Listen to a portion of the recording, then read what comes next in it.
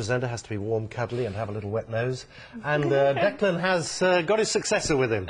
Hello, yes, Mia is here and she thinks that her owner Ryan has treats and she's given up on the idea that I have treats, so she's no longer interested in talking to me at all. Are you, Mia? No.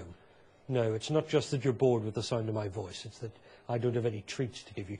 Mia is here because we are talking about the cost of looking after pets like Mia, your cat or your dog or whatever you happen to have. And how much of that money goes to vets? Because there is research today from a company called CCH, they're an accountancy information firm, saying that vets are the most profitable business in the UK. Well, Ryan O'Meara, who is Mia's owner, is also the editor of Canine magazine. Ryan, good morning. Hi. To you. Feel somewhat odd asking you questions from down here, but I'm going to stay down here with the dog. The growth in pet insurance has been astonishing. You know, it's up some 13% or so in a single year, in a year when there weren't actually any more pets. So as pet owners, we're spending far more on insurance. We are, and it's a good thing. We think that pet insurance should be classed under the compulsory category. It should be something that pet owners don't consider as a luxury option, but they should have pet insurance. And I think what's happening is vets are now able to tap into this resource and treat dogs for things that maybe they couldn't treat them for in the past. So maybe ongoing treatment costing thousands of pounds is contributing to vets' rising profits, and pet insurers are getting to the point where they're saying, actually, is some of the stuff that we're paying out for entirely necessary? So we could well be on a collision course with... Well, some of these things are things that we just wouldn't have treated in the past, and nowadays we are. Is it a case that the vets are over-egging things a little? Is it a case that we as pet owners are now more demanding? Well, I think pet insurance might argue that, but I think pet owners wouldn't. I think a pet owner thinks, well, I pay my premium. If it's claimable on my premium, then I will claim for it. I think what we're seeing, something that's really important, is that a lot of treatment that gets done on animals is very pioneering and actually makes its way back to humans later on. So the fact that there are now more pets insured and there are more procedures being carried out by vets is actually not only good for pets, it's actually potentially good for us in the future. Mia's insured, of course. She's insured, yes, well. yes. How much does that cost? It costs me £20 a month, which, considering...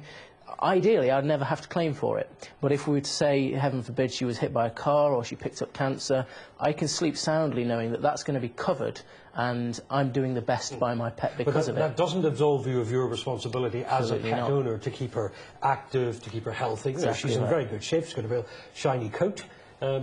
The general upkeep of the pet is important, whether they're insured or not. I think so, and I think the future of pet insurance may well be a bit more means testing by actually saying to pet owners, what are you doing to ensure that we don't have to pay out on a regular basis? Because at the moment it's very much a cut and dry, you know, if you've got this breed and you live in this postcode, we charge you this.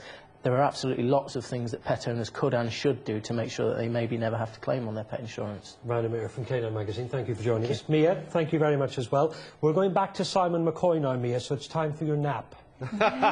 You haven't got a dog, have you, Declan? No, I'd love to have one, but, you know, I live in a flat, so it would be cruel to keep one. So I could tell that I borrow other people's dogs instead. I get them in under false pretences and then keep their dogs all morning. Yes, it's a bit like your friends. It's man's best friend, and Simon, you know, you might consider getting one too. I have one. I can tell you haven't got one because you're sitting as far away as you possibly can and can just touch her.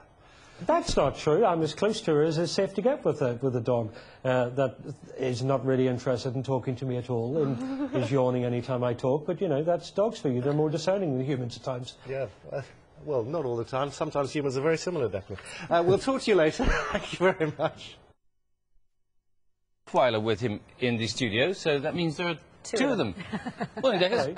Don't be mean about Mia. You can be mean about me all you want, but not about nice little Mia here. Mia is a 2-year-old Rottweiler pup, and she's here to help us talk about pet insurance, and specifically the amount of money that vets make, because there's research today which suggests that vets are possibly the profession that got the cream. This is research from CCH, an information group, which says that being a vet is more lucrative than being a plumber, a lawyer, or even a financial advisor, all because many more of us now have pet insurance, which coughs up whenever we need some sort of treatment for Mia and all our other pets like it. Well, Mia's owner is Ryan O'Meara. He's also the editor of Canine magazine. That's him there. Dr. Bradley Viner is a vet and a broadcaster. He's with me as well. Good morning to both of you. Bradley, just a thought from you first of all. Do you feel that you are in the most profitable small business in Britain?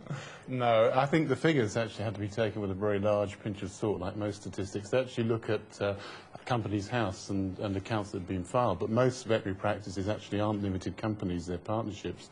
We weren't allowed to be limited companies until recently. The theory behind it, though, is that with owners of dogs like Mia and cats and all the rest of it, because more of us have pet insurance, we're now much more likely to demand more for our pets.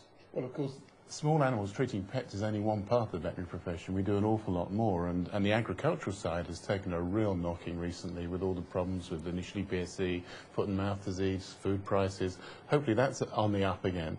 But the pet population is stable, but people are wanting more and more for their pets. They're wanting a standard of treatment that is closer to what they would expect for themselves in hospital, and the veterinary profession is rising to that. Ryan, you agree with this as well. When you look at Mia, when you look at your own dog, she's she's lovely and good and healthy now, but you've got pet insurance for her just for the peace of mind more than anything else. Absolutely. I think that what a lot more owners are finding is that vets are, frankly, more skilled now and more competent and able to do things that perhaps they couldn't have done 20 years ago. So that if Mia ever did contract, say, cancer or something like that, vets are able to do things that maybe 20 years ago would have resulted in euthanasia, now result in ongoing treatment. Do vets sort of take advantage of this?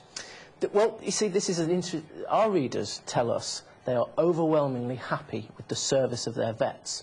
But what they do say they're not happy with is the fact that when they're walking out the door, they're sold pet food and supplementary things that maybe aren't prescription things. So it's a strange paradox in that they are fantastically trusting, fantastically happy with the service, but maybe less so the figures on the spreadsheet in terms of the additional things. Bradley, you'll probably disagree with that, but we get this with our family West Highland Terrier, who's on some special food which matches prices that you'd pay in the Ivy for food. Well, looking after a pet is more than just getting it seen to when it's actually ill. And there's a very strong emphasis on preventative health care, and a good diet can play a very important part in that. So yes, vets are involved in advising on nutrition, and they're advising on preventative health care, as well as actually the sort of fire brigade service of treating animals when they're unwell. Right, Bradley, Ryan, thanks both very much. And thank you, Mia. Good girl. Thank you for coming in. And, she's been very well behaved. She's been very docile. I wouldn't want you to think that she dozed off during the interview or anything. But she's getting used to her sort of early morning snooze. Very good. Thanks, Declan. Thanks to Mia. We've been joined by a pet actually here. Never mind the rock.